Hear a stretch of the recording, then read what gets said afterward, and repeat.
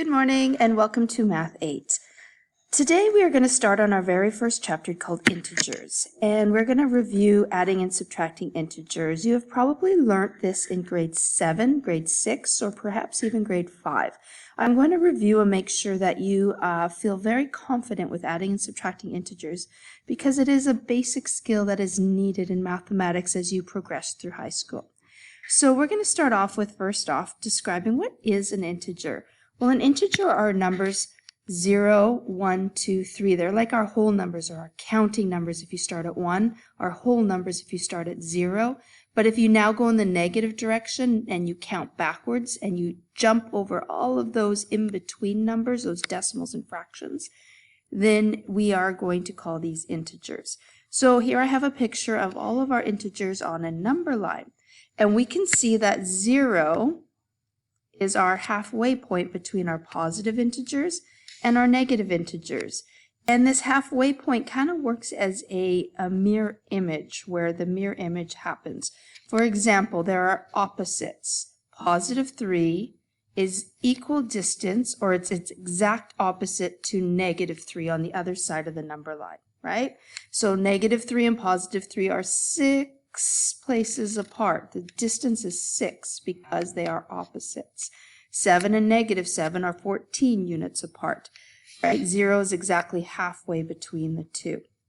So in our positive and negatives, integers here, we can see on the right side, in our positive side, where we've spent most of our mathematics in elementary school, we can see that 7 is greater than 5. So we use our greater than symbol, right? 7 is greater than 5 because it is further right on the number line. Well, the same holds true, but in the reverse over here. Negative 7 is actually less than negative 5 because negative 5 is further right on the number line. Negative 5 is greater, so negative 7 is less than negative 5, right? Kind of think of in terms of debt. What would you rather have? If positive is have money, negative is I owe money, I would rather have $7. That's greater. If I had debt, what would you rather have? A debt of negative 7 or a debt of negative 5? Oh, you'd rather have a debt of negative 5. You owe less, right? So that makes negative 5 the bigger number. All right, so let's move on. What would be the greatest negative integer? The greatest negative integer would be negative 1 because an integer greater than negative 1 would not be negative. 0 is neutral. 1 would be a positive, 2, 3, etc. Could I ask for the greatest positive integer? No, I couldn't because that goes on to infinity. Right? But the greatest negative integer would be negative 1. Let's start talking about adding integers. And let's talk about how we can add integers. There's so many different ways to add integers, and think about it. I'm going to give you a visual way, and then I'm slowly going to ask that we move away from the visual way so that we can get rather quick with adding and subtracting integers. So let's start with 2 plus negative 7. If I start with 2, it means I have 2 things. So let's go up to 2. I have 2 things, so I'm starting at positive 2. Or if I'm at 0, I go up 2, right? Because I have 2 things. And then I'm adding negative 7. What does that really mean? Again, let's talk in terms of money because it really helps that way if we talk in terms of money. If I'm adding negative 7, it means I'm giving you a debt of negative 7. Or in other words, I'm taking away 7 of your dollars. So adding a negative is really the same thing as subtracting. They mean the same thing. If I'm giving you debt, I'm taking away $7. Okay, so if I'm taking away $7, I now have to first take away the $2, right? I have to take away the $2 that you have, but now you have no more money, so now I have 1, 2, 3, 4, 5, because that totals down 7. I now have to also take away 5 that you don't have. So in other words, you owe me $5. Those 2 and negative 2 give you 0, but the net is negative 5. So if you have $2, you go up 2, and then I take away 7. Well, I got to go down 2. That zeroes itself out, and then down 7. Okay, how could I have done that in my head without needing a number line? Well, what I would have done is I would have said Okay, 2 plus negative 7. 2 goes up, 7 goes down. Therefore, there's a change in direction. So since the signs are different, I'm going to find the difference between the two. Up 2, down 7, so the difference between the two is a difference of 5, right? Difference between 2 and 7, 7 subtract 2 is 5. But am I left with more money or am I left in debt? Well, since I take away more than I add, I'm left with debt. So 2 plus negative 7, the difference between 2 and 7 is 5, and there's more negatives. Okay? Same thing here. I could start with a negative and then add a positive.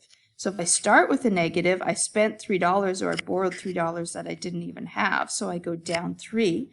But now I'm going up 10. Well, when I go up 10, I have to first pay back the $3. So I have $3 debt, but I make $10, so I have to pay back the $3 debt that I first had.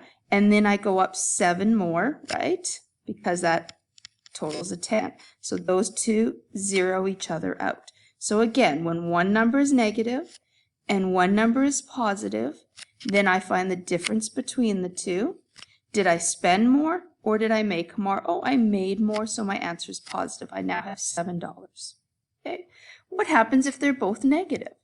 Well, if they're both negative, that means I borrowed and I spent. So since I borrowed $3, I go down 3, and then I spent $8.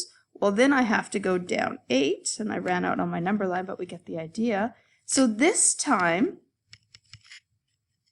there's no zeroing out, right? It's just totaling it up. So if I'm spending, you total up how much you're spending. Or if they're both positive, you made $3 and then you made $7. Again, there's no zeroing out, so you just add them up, right? So here's the rule. If the signs are different when you're adding, I find the difference between the numbers. 2 and 7 is 5, and I figure out if there's more negatives or more positives. 3 and 10 are different signs, so I find the difference, and there's more positives. If the signs are the same, I total them up, and I keep the sign. I total them up, and I keep the sign if the signs are the same. Okay, let's try a couple without a number line. Negative 8 plus 10 means down 8, up 10. The signs are different, so the difference between 10 and negative 8 is 2, and there's more there's more positive, so the answer is positive 2. A positive sign goes up high, but we don't need to write the positive sign when it's positive. Positive 2 and 2 are the same thing, right? Here the signs are the same. I spent 4 and then I spent 3, so altogether I spent 7. If the answer is negative, you must have a negative sign. And then over here, 7 plus negative 11. 7 is positive, negative 11 is negative, so I find the difference. The difference is 4, and there's more negatives. Okay, so that's how we add integers. And there for your notes is a little rule. So I'll have these notes also. So if not just the video, but if you want to look at the notes, have and remember the rules. Or if you want to print out notes, it's your choice what you like to do this year. So in general, to add integers, if the signs are the same, you just add and keep the sign. If the signs are different, you find the difference between the two numbers, and that means between the numbers without a positive or negative. You just find, for example, 7 and negative 11, I would find the difference between 7 and 11, and then you keep what I call the greater sign. Not which number is greater, but are there more negatives? Did you spend more? Or are there more positives? Did you make more? Let's try a few. You try first. Now let's see how you did. The difference between the two is 6 because they're different signs and there's more positives. Try that one. Since they're both negative, I'm going to keep the sign and I'm going to combine. So altogether, negative 76. Try that one.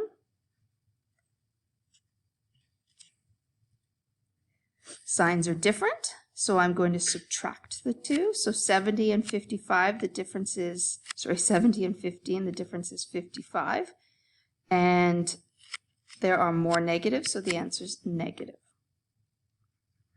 What happens when there's 3 terms? Well, you just work left to right in the order they appear. So I'll do the first 2. Negative 12 and 6. Since they're different signs, you find the difference and there's more negatives. I bring down what I haven't used. Negative 6 and negative 3. Now the signs are the same, so we combine and keep the sign. 45 and negative 7. Signs are different, so we find the difference between the two numbers. I take 7 away from 45, and I get 38. Remember, whenever you see adding a negative can always be thought as subtraction, right? They are the same. If the signs are the same, we are going to combine them. I get 94, and since they're both negative, we keep the negative. Let's try last one here. There's 3 of them. See how you do.